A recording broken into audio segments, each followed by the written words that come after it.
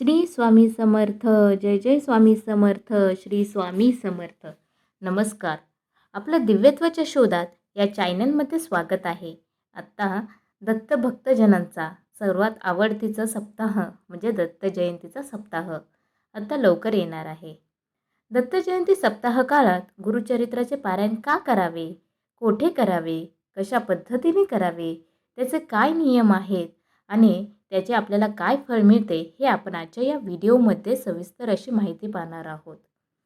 तत्पूर्वी जर तुम्ही सबस्क्राईब केले नसेल तर नक्की सबस्क्राईब करा. पारायण घरी केल्यावर त्याचे काय फळ मिळते आणि केंद्रामध्ये केल्यावर त्याचे काय फळ मिळते हे आपणही या व्हिडिओमध्ये पाहणार आहोत.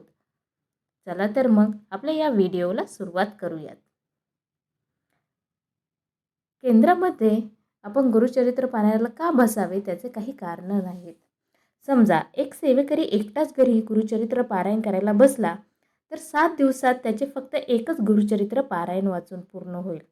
पण तोच सेवेकरी जर केंद्रात सामूहिक श्री गुरुचरित्र पारायणाला बसला तर समजा एका वेळेस किमान 50 सेवेकरी पारायणाला बसलेले आहेत तर त्या संपूर्ण 50 पारायणाचे पूर्ण पुण्य आपल्याला मिळते.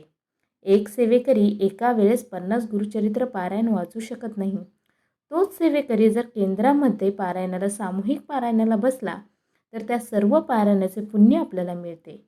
म्हणून परमपूज्य गुरुमाऊली नेहमी सांगत असतात की एकट्याने सेवा करण्यापेक्षा सामूहिक सेवा करा.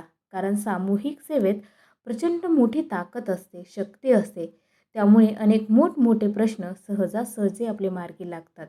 म्हणून कधीही नेहमी लक्षात ठेवा, सामूहिक गोष्टी करण्यात, सामूहिक पारायण, सामूहिक सेवा करण्यात भर द्यावा. चला तर मग आपण आता गुरुचरित्राचे पारायण का करावेत हे पाहूयात. गुरुचरित्र हा 5वा वेद मानला जातो. श्री गुरुचरित्र हा ग्रंथ साधा ग्रंथ नसून दैवी शक्तीने भारलेला सिद्ध मंत्ररूपी महाप्रासादिक असा वरदहस्त रूपी ग्रंथ आहे. श्री गुरुचरित्राचे पारायण हे शास्त्रशुद्ध पद्धतीनेच करावे लागते. त्याचे काही नियम आहेत ते आपण पाळावेत. श्री गुरुचरित्र वाचण्यापूर्वी आदल्या दिवशी एक गाय व 4 कुत्रे यांना गव्हाच्या पोळीचा नैवेद्य खाऊ घालावा असे म्हणतात. श्री गुरुचरित्र वाचन हे पूर्व दिशेला किंवा उत्तर दिशेला तोंड करून करावे.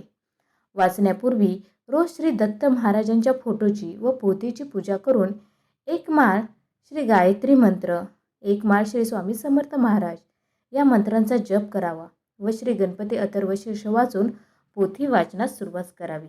दररोज हीच नियमावली आपण आत्मसात करावी. गुरुचरित्राचे पारायण हे ब्रह्ममुहूर्तावर केले तर अतिउत्तम मानले जाते. दुपारी 12 ते 12:30 दरम्यान ही वेळ दत्त महाराजांच्या भिक्षेची असल्याने या वेळेत पारायण वाचन हे बंद ठेवावे. श्री गुरुचरित्र वाचनाच्या कालावधीत परान्न कधीही घेऊ नये. आपली आई, पत्नी व बहीण यांच्या हातचे अन्न खाण्यास काही हरकत नाही. उपवास करू नये. दोन्ही वेळेस सकाळ संध्याकाळ एक धान्य फराळ करावा. द्विदल धान्य खाऊ नये. काही समस्या असल्यास स्वखर्चाने बाहेर जाण्यास हरकत नाही, म्हणजे बाहेर जाऊन खाण्यास हरकत नाही. श्री गुरुचरित्र वाचनाच्या कालावधीत पुरुषांनी दाढी वाढवू नये. स्वतःच्या हाताने दाढी करावी. तसेच या काळात चामड्याऐवजी नायलॉन किंवा रबरी चप्पल जोड वापरावे. चामड्याच्या वस्तू आपल्या अंगावर बाळगू नयेत. श्री गुरुचरित्र वाचनाच्या कालावधीत ब्रह्मचर्य हे काटेकोरपणे पाळले गेले पाहिजे. श्री गुरुचरित्र वाचनाच्या कालावधीत मृत शौच असणाऱ्यांच्या घरी किंवा अंत्यविधीत जाऊ नये. स्वतःच्या कुटुंबात जर मृत शौच आले किंवा जनशौच आले तर अशा वेळेस श्री गुरुचरित्र पारायण आपण दुसऱ्या कोणाकडून तरी पूर्ण करून घ्यावे. ते कधीही अर्धवट सोडू नये. श्री गुरुचरित्र वाचनाच्या कालावधीमध्ये मासिक पाळी आल्यास विषयक शौच सांभाळावे. वेळोवेळी गोमूत्र शिंपडावे. सप्ताह कालावधीत रोज सकाळी व संध्याकाळी श्री गुरुचरित्राच्या पोथीस हा नैवेद्य दाखवावा व नैवेद्य दाखवून आपण आरती करावी. रोज रात्री झोपण्यापूर्वी श्री विष्णू सहस्त्रनाम वाचनावे. विष्णू सहस्त्रनाम का वाचले जाते? कारण जर गुरुचरित्र वाचताना जर आपण काही चुकत असू तर ते क्षमा प्रार्थना म्हणून श्री विष्णू सहस्त्रनाम वाचले जाते. श्री गुरुचरित्र वाचण्याची पूर्वापार पद्धत आहे. म्हणजे सप्ताह काळात पहिल्या दिवशी अध्याय 1 ते 9, दुसरा दिवस अध्याय 10 ते 21, तिसऱ्या दिवशी अध्याय 22 ते 29, चौथा दिवस अध्याय 30 ते 35, पाचवा दिवस अध्याय 36 ते 38, सहावा दिवस अध्याय 39 ते 43 आणि सातवा दिवस अध्याय 44 ते 53. श्री गुरुचरित्र सप्ताह हा 7 दिवसांचा एक पारायण या पद्धतीने करावायचा असतो. परंतु 21 दिवसात 3 पारायणे, 49 दिवसात 7 पारायण करण्याच्या देखील पद्धती आहेत. 7 दिवसांच्या सप्ताहाच्या 8व्या दिवशी सांगता करावी. सांगतेच्या दिवशी सकाळी 10:30 वाजता श्री दत्त महाराज, श्री कुलदेवता, श्री स्वामी समर्थ महाराज व एक श्री गुरुचरित्र ग्रंथकर्ता नैवेद्य मांडावा. ग्रंथाचा नैवेद्य मांडून झाल्यावर आरती करावी व त्यानंतर तो नैवेद्य गाईला खाऊ घालावा किंवा स्वतः घ्यावा व घरात सर्वांनाही थोडासा प्रसाद म्हणून आपण सर्वांनी घ्यावा. त्यानंतरच आपण भोजन करावे. श्री गुरुचरित्र वाचनाच्या कालावधीमध्ये सुद्धा आपल्या नित्यसेवेमध्ये कधीही खंड पडू देऊ नये. श्री गुरुचरित्र 3 दिवसीय कधीही वाचू नये. 1 दिवसीय पारायण हे फक्त दत्तधाम व राष्ट्रसेवेसाठी करावे. वैयक्तिक पारायण नेहमी 7 दिवसांचे करावे असा नियम आहे. श्री गुरुचरित्राच्या निष्ठापूर्वक पारायणाने अनुभूतीपूर्वक साक्षात्कार होतो, हे या ग्रंथाचे मोठे वैशिष्ट्य आहे.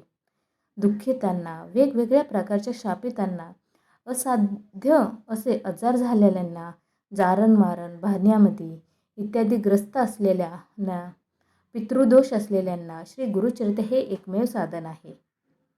श्री गुरुचरित्र हे हवनयुक्त पद्धतीनेही करता येते. त्यासाठी घरात तात्पुरते विटांचे कुंड बनवून त्यात गहू, तांदूळ, साखर, तीळ, तूप असे एकत्र करून पवित्र द्रव्याने प्रत्येक ओवीस स्वाहा म्हणून स्वाहाकार करावा. अति आजारासाठी नाडीवर देखील श्री गुरुचरित्र आपल्याला वाचता येते.